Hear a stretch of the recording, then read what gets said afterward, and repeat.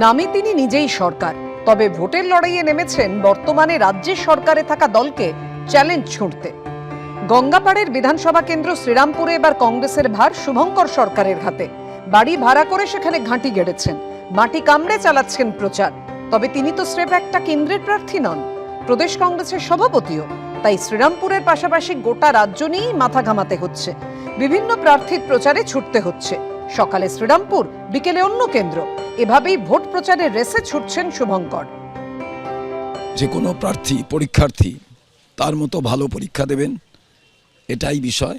আর শুধু আমার কেন্দ্র নয়, 294টা জায়গায় যে গাছ লাগানো হয়েছে, প্রত্যেকটি জায়গায় কেমন কি হয় তার জন্য সেটাও আমার একটা চিন্তার বিষয়।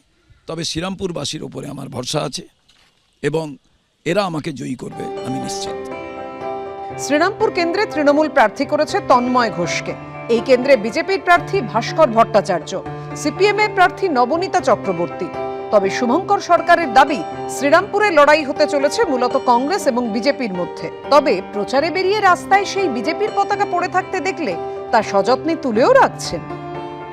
আমার সঙ্গে লড়াই বিজেপির। তৃণমূল দেওয়ালে বিভিন্ন প্রচার মাধ্যমে আপনারা তাদের দেখতে পাবেন, কিন্তু তৃণমূলের জায়গা শ্রীরামপুরে আর থাকবে না। 2021 সালের বিধানসভা ভোটে শ্রীরামপুর কেন্দ্রে তৃণমূল জিতেছিল 23,433 ভোটে। সেবার এই কেন্দ্রে কংগ্রেস ছিল তৃতীয় স্থানে। 2024-এর লোকসভা ভোটের বিধানসভা ভিত্তিক ফল অনুযায়ী তৃণমূল এগিয়ে থাকলেও লিড কমে হয় 7,821। এবার গঙ্গাপাড়ের এই বিধানসভা কেন্দ্রে কংগ্রেসের হাত কতটা শক্ত করতে পারবেন শুভঙ্কর সরকার, সেটা বোঝা যাবে 4 মে। উজ্জ্বল মুখোপাধ্যায়ের রিপোর্ট, এবিপি আনন্দ, শ্রীরামপুর। ভোটের আগে ব্যাপক ঝড় বৃষ্টি, আলিপুরদুয়ারে লন্ডভন্ড ডিসিআরসি সেন্টার। আলিপুরদুয়ার বিশ্ববিদ্যালয় ময়দানে ভাঙল ডিসিআরসি সেন্টারের টেন্ট। বৃহস্পতিবার ভোট, বুধবারই ডিসিআরসি থেকে ভোটের সামগ্রী নেওয়ার কথা ভোট কর্মীদের। প্রচন্ড ঝড়ে ভেঙে পড়ে বুথের সামনের টেন্ট। গাছ পড়ে বিদ্যুতের তার ছিঁড়ে যাওয়ায় দীর্ঘক্ষণ বিদ্যুৎহীন আলিপুরদুয়ার শহর।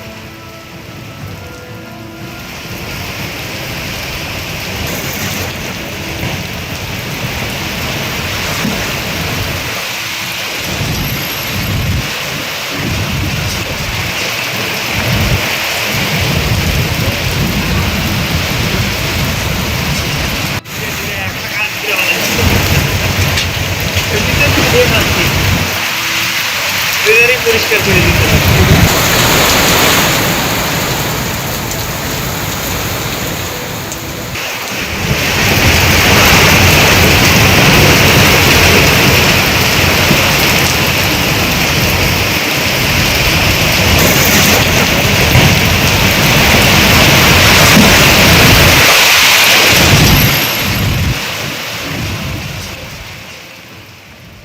এবিপি আনন্দ, এগিয়ে থাকে, এগিয়ে রাখে।